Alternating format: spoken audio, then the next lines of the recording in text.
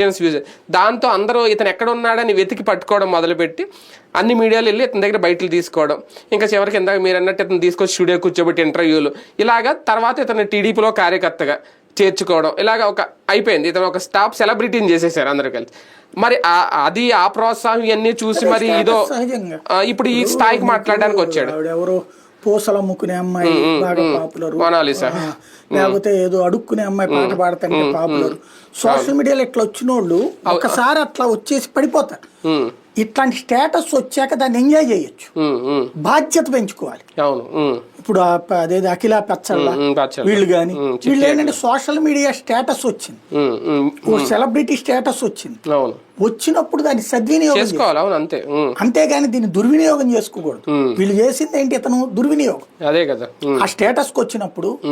ఆ రోజున చెప్పానన్నా అదే జరిగేది. ఇవాళ బాబు గారు వచ్చారు కాబట్టి మంచి జరుగుతుంది. బాబు గారి గురించి పాజిటివ్ చేయి, పాజిటివ్ గా ప్రొజెక్ట్ చేయి.